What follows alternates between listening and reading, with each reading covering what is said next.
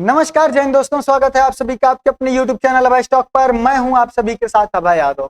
साथियों, जो आरक्षण मिलता है, इसमें जो आरक्षण का ये जो कानून है, इसमें एक बहुत बड़ा जो है कि बदलाव यहाँ पर होने वाला है।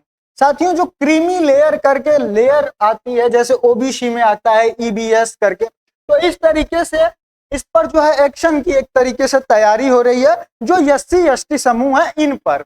साथियों, क्या है पूरा मैटर? सुप्रीम कोर्ट ने जो केंद्र सरकार को नोटिस भेजा है इस पर, उस नोटिस में क्या कहा गया है, क्या मतलब की तैयारी की जा रही है, किस चीज को जो है कि यहाँ पर इंप्लीमेंट करने की, और साथ ही इस वीडियो में यह भी जानेंगे कि क्या एससी एसटी के साथ जो क्रीमी लेयर का मैटर है वो इसमें जो है कि किया जाता है, मतलब किया जा सकता है या फिर नहीं किया जा सकता है संवैधानिक रूप से। साथियों, अगर आप इस वीडियो में इस चैनल पर नए हैं तो चैनल को सब्सक्राइब कर लीजिए और भी दोस्तों के साथ शेयर करिए ताकि हमारी फैमिली थोड़ी और भी बड़ी हो सके। उससे पहले आप सभी लोगों का बहुत बहुत धन्यवाद। कल शाम हमारी फैमिली 1K की कंप्लीट हो गई।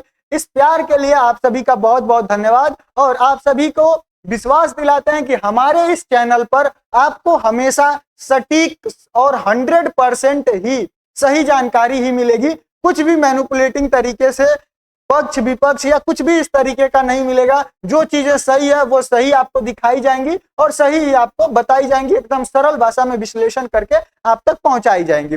चलिए स्टार्ट करते हैं अब आज की बात। तो साथियों देखिए, supreme court notice to centre on PL to introduce a system similar to creamy layer concept for SC ST reservation. मतलब जो ओबीसी में रिजर्वेशन में जो क्रीमी लेयर चलता है उसी तरीके से एससी एसटी में भी एक पीआईएल डाली गई है सुप्रीम कोर्ट में कि जिसमें एससी एसटी में भी बात की गई है, इसमें भी इस तरीके की चीजें लाई जाए। साथियों, 12 अगस्त 2025 को सर्वोच्च न्यायालय की एक पीठ ने एक जनहित याचिका पर केंद्र सरकार को जो है कि इसमें नोटिस जारी किया, जिसमें आरक्षण के लाभार्थी जो कि एससी और एसटी वर्ग के संपन्न लोगों को अलग करने के लिए क्रीमी लेयर जैसे कि ओबीसी में प्रयुक्त है उस जैसे यानी कि उसी के समान व्यवस्था की यहाँ पर मांग की गई। यानी कि जैसे ओबीसी में क्रीमी लेयर्स करके आती है कि जो मतलब कि करीबन 8 लाख से ऊपर जिसका सालाना इनकम है उसको जो है कि ओबीसी में नहीं रखा जाता है, उसको पूर्ण आरक्षण का यहाँ पर नहीं मिलता है। तो उस तरीके से इसमें भी कहा गया है, जो सुप्रीम कोर्ट ने जो नोटिस जारी किया 12 अगस्त को और कहा है केंद्र सरकार से इस पर जो है कि जवाब मांगा है। साथियों, पीठ ने केंद्र से जवाब मांगा है और उसने अभी तक इस मुद्दे पर कोई भी निर्णय नहीं लिया है। यानी कि अभी इस पर कोई निर्णय नहीं हुआ है, यह सिर्फ और सिर्फ केंद्र सरकार से अभी नोटिस जारी करके उनकी राय या फिर जवाब मांगा गया है। रिपोर्ट के अनुसार न्यायालय ने मामले की अगली सुनवाई को 10 अक्टूबर 2025 को के लिए जो है कि यहाँ पर अगली जो सुनवाई करने की तिथि दी है वो 10 अक्टूबर 2025 को दी है। साथियों, नोटिस का क्या अर्थ है, पहले इसको समझना बहुत ही जरूरी है, क्योंकि नोटिस का मतलब क्या होता है। तो देखिए, नोटिस का सीधा सा अर्थ है कि न्यायालय कोई भी निर्णय लेने से पहले सरकार का लिखित उत्तर चाहता है। न्यायालय अपना किसी भी डिसीजन पे पहुंचने से पहले वो चाहता है कि केंद्र सरकार उसको लिखित में कोई जवाब दे। यह जनहित याचिका को प्रार्थनाओं का समर्थन नहीं है और न ही आज के कानून में कोई बदलाव करता है। यानी कि जो ये नोटिस जारी किया गया है, इसमें यह जो नोटिस जारी किया गया है इसका अर्थ यह नहीं है कि सुप्रीम कोर्ट इसका जो है कि समर्थन कर रहा है या फिर इसको इम्प्लीमेंट कर रहा है। ऐसा कुछ भी नहीं हो रहा है। सिर्फ और सिर्फ यह केंद्र सरकार से एक तरीके से जवाब मांगा गया कि आपकी अपनी क्या राय है। साथियों, केंद्र द्वारा हलफनामा दाखिल करने के बाद न्यायालय याचिका को खारिज भी कर सकता है तथा साथ ही सीमित निर्देश भी दे सकता है या फिर पूरी बहस के बाद व्यापक दिशा निर्देश निर्धारित कर सकता है।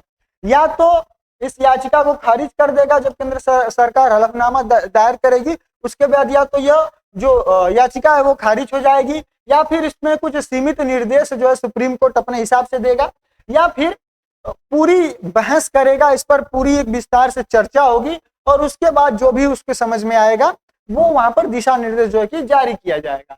अब साथियों, बात करते हैं कि ये क्रीमी लेयर की जो है कि अवधारणा क्या है, ये क्रीमी लेयर है क्या। तो देखिए, ओबीसी आरक्षण के लिए सर्वोच्च न्यायालय में इंदिरा शावनी के 1992 से शुरू करते हुए 1992 में ये शुरू किए थे इंदिरा शावनी। इन्होंने एक क्रीमी लेयर जो है कि नियम बनाया।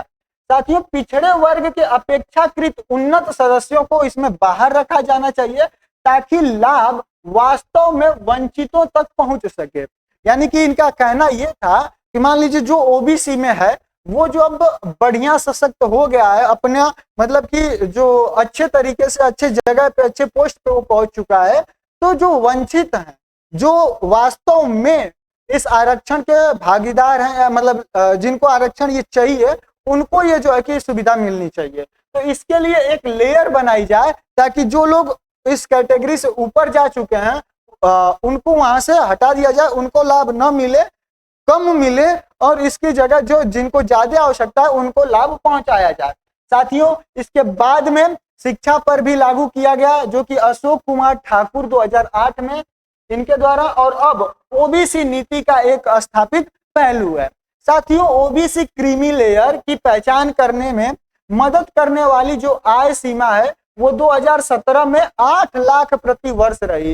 यानी कि जिनकी भी सालाना इनकम घर की 8 लाख रुपए क्या कहते हैं पर ईयर से अगर ज्यादा है तो वो लोग इस क्रीमी लेयर के अंतर्गत आएंगे, और जिनकी 8 लाख रुपए से कम है वो क्या होंगे, तो उनको ओबीसी का आरक्षण पूर्ण रूप से प्राप्त होगा। ये कब नापा जा रहा था, मतलब इसको कब तय किया जा रहा था, यह आय सीमा 2017 से जो है कि तय की जा रही है। साथियों, समय समय पर इसके ऊपर जो है कि इसको संशोधित किया गया और इसको जो है कि ऊपर किया गया, लेकिन अभी अगस्त 25 में अभी यही 8 लाख वाली जो है वो यहाँ पर चल रही है। अभी भी 8 लाख से जिनका ऊपर सालाना इनकम है उनको वो क्या कहते हैं ओबीसी में क्रीमी लेयर में रखा जाता है, और जिनकी 8 लाख से कम है उनको कहाँ रखा जाता है, तो उनको ओबीसी का पूर्ण आरक्षण दिया जाता है। तो उम्मीद करता हूँ आपको क्रीमी लेयर अच्छे तरीके से समझ में आ गया।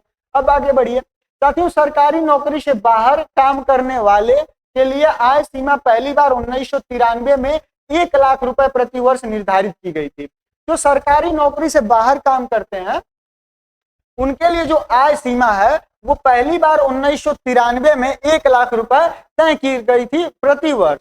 उसके बाद 2004 में, 2008 में और 2013 में, और अंत में 2017 में इसकी सीमा को कई बार संशोधित किया गया, और 2017 में तय किया गया कि जिनकी yearly income per year income 8 lakh रुपए से जो है कि अधिक होगी वो इसके ऊपर आएंगे, यानी कि उनको ओबीसी का आरक्षण नहीं मिलेगा, साथ ही वो क्रीमी लेयर के अंतर्गत आएंगे, और जिनकी इससे जो है कि कम होगी उनको यहाँ पर आरक्षण मिलेगा ओबीसी का पूरा। साथियों, क्या कभी क्रीमी लेयर जो है वो अनुसूचित जाति या फिर अनुसूचित जनजाति पर लागू हुआ है? आज से पहले क्या कभी ये जो क्रीमी लेयर वाला सिस्टम है ये अनुसूचित जाति और अनुसूचित जनजाति पर लागू हुआ है? तो इसका उत्तर है हाँ, हुआ है, लेकिन पदोन्नति यानी कि जिसको जॉब मिल गई है उसके आरक्षण में ये क्रीमी लेयर जो है कि लागू हुआ है।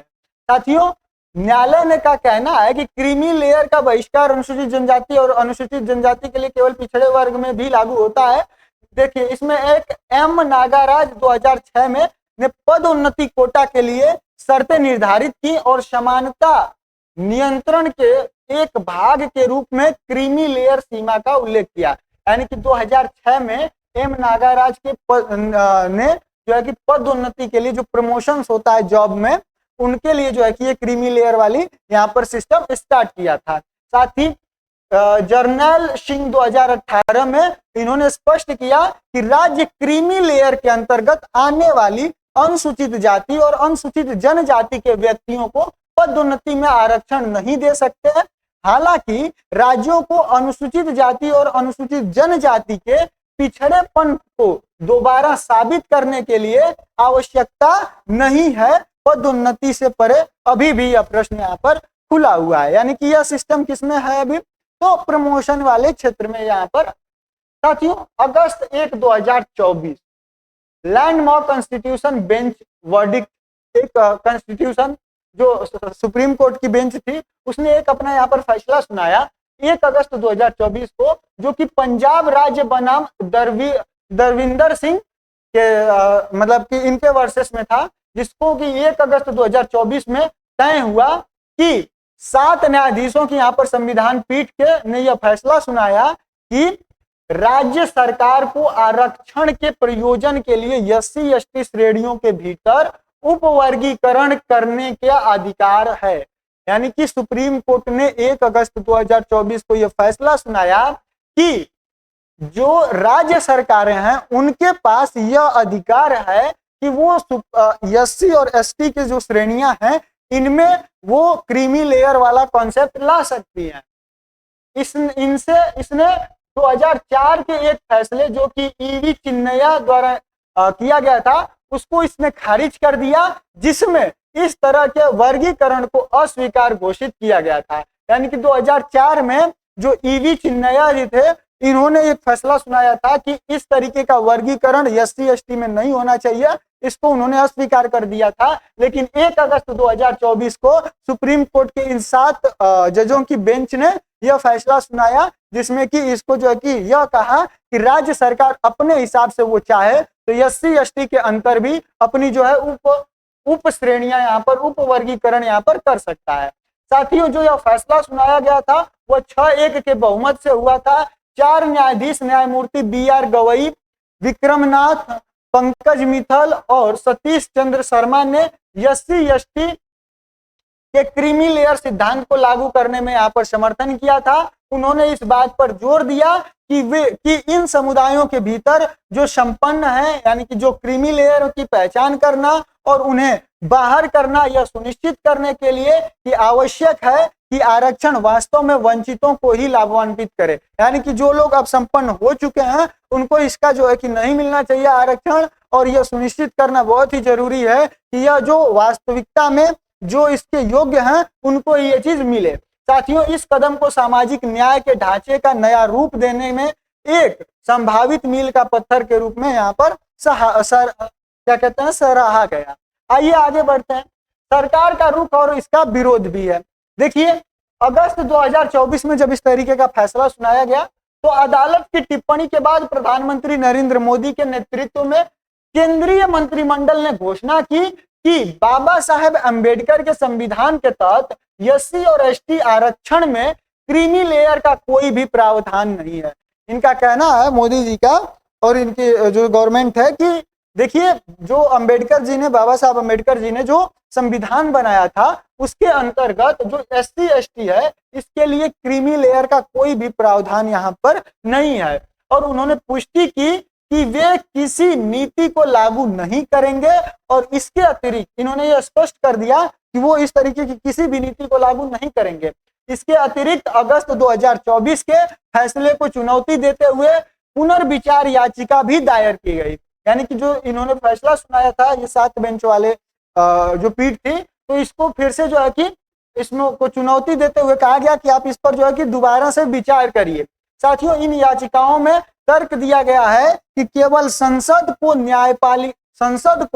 न्यायपालिका या फिर राज्य सरकार को नहीं, अनुच्छेद 341 और 342 के तहत SC/ST सूचियों को वर्गीकृत किया या बदलने का अधिकार है। यानी कि इन्होंने बताया कि संविधान के जो अनुच्छेद हैं 341 और 342, इसके तहत सिर्फ और सिर्फ केंद्र सरकार या फिर जो संसद है, केवल संसद के पास ही यह पावर है। न्यायपालिका या फिर राज्य सरकार को यह अधिकार नहीं है कि वह इन सूचियों को SC/ST में की जो सूचियां हैं इसमें जो है कि वर्गीकृत कर सके। साथियों, SC/ST पर क्रीमी लेयर सिद्धांत लागू करना अदालत के समक्ष मुद्दों से परे और न्यायिक अधिकार के क्षेत्र से बाहर आता है। यानी कि कहना है इनका कि यह जो अधिकार है यह न्यायिक क्षेत्र के बाहर आता है, इस पर काम करने का काम संसद का है, बाकी यहाँ पर किसी और का नहीं है। अब साथियों, जनहित याचिका में क्या मांग की गई है इसको भी एक बार अच्छे तरीके से समझ लीजिए, क्योंकि इसको जाने बिना पूरा अपना कोई भी डिसीजन बनाना आपके लिए भी सही नहीं है। तो देखिए, रामशंकर प्रजापति और यमुना प्रसाद द्वारा दायर इस याचिका में 2 स्तरीय आरक्षण व्यवस्था जो है कि इसका प्रस्ताव है, जिसमें पहला है आर्थिक रूप से कमजोर अनुसूचित जाति या फिर जनजाति के लोगों को लाभ आवंटित करना, फिर उसी समुदाय के अपेक्षाकृत बेहतर स्थिति वाले सदस्यों को लाभ प्रदान करना, या फिर महत्वपूर्ण बात है कि इसके उद्देश्य समग्र आरक्षण कोटा को कम करना नहीं है, बल्कि इसका उद्देश्य सकारात्मक कार्यवाही नीतियों के इच्छित उद्देश्य को बेहतर ढंग से पूरा करने के लिए मौजूदा व्यवस्था की ओर बेहतर बनाना है। यानी कि इनका कहना है कि जो मान लीजिए एसटी को 15% का आरक्षण मिल रहा है, तो ये 15% का जो आरक्षण है ये यहाँ पर घटने वाला नहीं है, ये यहाँ पर कम करने की बात नहीं कर रहे हैं। इनका कहना सिर्फ ये है कि मान लीजिए कि जो आरक्षण मिल रहा है इसमें जो संपन्न लोग हैं एक लेयर बना दी जाए, और जो भी इस लेयर से ऊपर जा चुके हैं उनको ये जो 15% का आरक्षण है वो कम मिले। मान लीजिए 9 या 10% ही जो है कि मतलब कि अगर 15 सीटें हैं तो सिर्फ 5 सीटें इनको मिले, या फिर 4 सीटें ही इनको मिले जो कि अब इससे ऊपर निकल चुके हैं। बाकी जिनको आवश्यकता है, जो इसके मतलब कि जिनको इसकी मूल्य आवश्यकता है, उनको ये टोटल की सीटें और ये जो 15% का आरक्षण है वो इनको मिले। तो सिर्फ ये इस समिति का जो है कि यहाँ पर कहना है। साथियों, इसमें बहुत सारी राजनीति भी होगी, क्योंकि आरक्षण पर राजनीति स्टार्टिंग से ही होती आ रही है, और भारत की राजनीति में आरक्षण एक बहुत ही बढ़िया मुद्दा भी होता है इलेक्शन के टाइम पर। आप लोगों की क्या इस पर अपनी राय है? क्या इस तरीके की चीजें होनी चाहिए या फिर नहीं होनी चाहिए? कमेंट सेक्शन में जरूर बताइए, और इसे और भी दोस्तों के साथ साझा करिए। वंस अगेन आप सभी लोगों का बहुत बहुत धन्यवाद हमारी 1K की फैमिली में जुड़ने के लिए। चलिए मिलते हैं दोस्तों अगली वीडियो में किसी अन्य टॉपिक के साथ। तब तक के लिए जय हिंद, जय भारत।